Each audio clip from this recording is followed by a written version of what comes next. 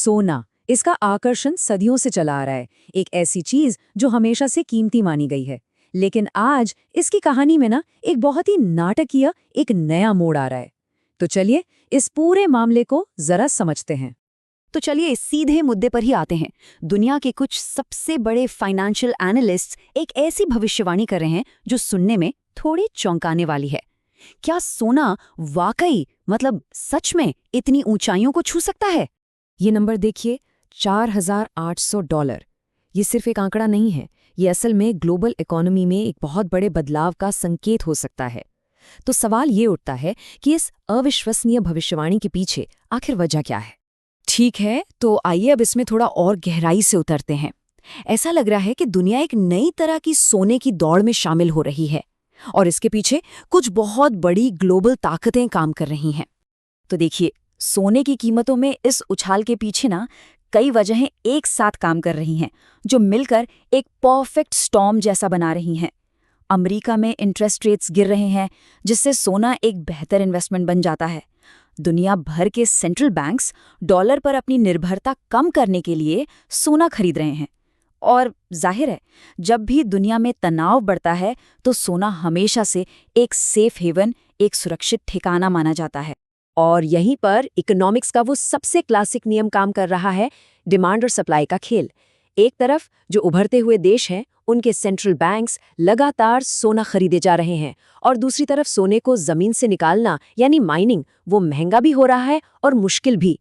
तो सीधी सी बात है, जब किसी चीज की मांग बढ़ती है और सप्लाई घटती है तो कीमतें बढ़ना तो तय है।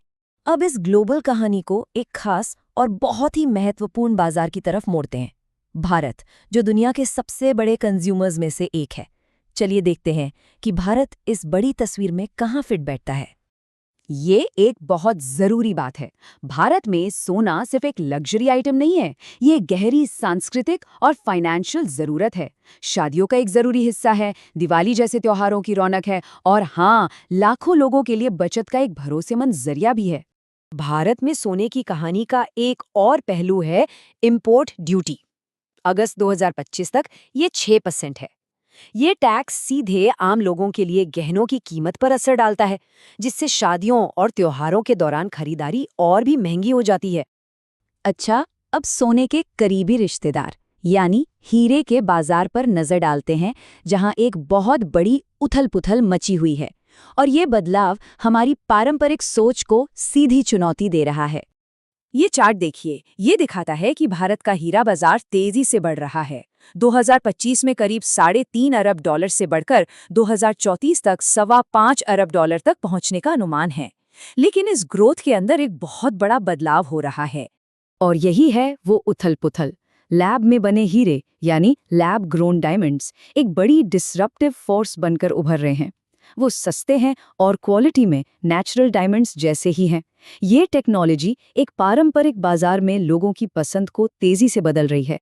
और ये सिर्फ लैब ग्रोन डायमंड्स की बात नहीं है, भारत का पूरा ज्वेलरी मार्केट ही बदल रहा है। लोगों की इनकम बढ़ रही है, तनिष्क और कैरेटलिन जैसे बड़े ब्रांड्स अब छोटे शहरों तक पहुंच रहे हैं। और हाँ, मिलेनियल्स और कामकाजी महिलाओं की पसंद भी बदल रही है। ये सब मिलकर बाजार को बहुत डायनामिक बना रहा है। तो चलिए अब फिर से जूम आउट करते हैं और भारत की इस कंज्यूमर स्टोरी को देश की नेशनल इकोनॉमिक हेल्थ से जोड़कर देखते हैं। इससे पहले कि हम आंकड़ों को देखें, आइए इस जरूरी इकोनॉमिक टर्म को समझ लेते हैं। आसान भाषा में कहें तो करंट अकाउंट डेफिसिट या सीएडी का मतलब है कि एक देश निर्यात से जितना कमा रहा है, उससे कहीं ज्यादा आयात यानी इंपोर्ट पर खर्च कर रहा है। और आईसीआरए की ये रिपोर्ट दिखाती है कि भारत का सीएडी फिस्कल ईयर 2026 की दूसरी तिमाही में काफ़ी बढ़ सकता है, जो करीब 13 से 15 अरब डॉलर या जीडीपी का 1.5% तक हो सकता है। और ये बढ़ता हुआ घाटा इकोनॉमी के लिए एक चिंता की बात हो सकती है। और इस पूरी आर्थिक कहानी में एक और टेंशन का पॉइंट है, अमेरिकी टैरिफ का खतरा। ये जो ट्रेड टेंशन्स होती हैं ना, ये किसी भी इकोनॉमी के लिए एक बड़ा बागी खतरा पैदा कर सकती हैं। आईसीआरए की रिपोर्ट का ये सबसे खराब स्थिति वाला चार्ट देखिए। ये दिखाता है कि अगर 50% अमेरिकी टैरिफ लंबे समय तक बने रहते हैं तो भारत का सीएडी जीडीपी के 1% से भी ज्यादा हो सकता है। ये साफ साफ दिखाता है कि ग्लोबल ट्रेड टेंशन का पूरी अर्थव्यवस्था पर कितना बुरा असर पड़ सकता है। तो इन सब जुड़ी हुई ताकतों का मतलब क्या है? हम यहाँ ग्लोबल पॉलिसी, भारतीय कल्चर, टेक्नोलॉजी और मैक्रो इकोनॉमिक्स सबको एक साथ देख रहे हैं। ये सब हमें वैल्यू यानी मूल्य के भविष्य के बारे में क्या बताता है? तो इस पूरी बातचीत से जो मुख्य बातें निकल कर आती हैं वो ये हैं। ग्लोबल ताकतें सोने की कीमतें बढ़ा रही हैं। भारत की अपनी लोकल डिमांड इस आग में घी का काम कर रही है। टेक्नोलॉजी जैसे लैब ग्रोन डायमंड्स कीमती होने की परिभाषा ही बदल रही है, और इन सब के ऊपर ट्रेड वॉर जैसे आर्थिक जोखिम भी मंडरा रहे हैं। और आखिर में हम इस एक बड़ी सवाल के साथ अपनी बात खत्म करते हैं। एक ऐसी दुनिया में जहां एसेट्स डिजिटल हो सकते हैं और जेम्स यानी रत्न लैब में बनाए जा सकते हैं, तो फिर कीमती होने का असली मतलब क्या है? ये एक ऐसा सवाल है जो आने वाले सालों में वैल्यू के बारे में हमारी पूरी समझ को एक नई शक्ल देगा।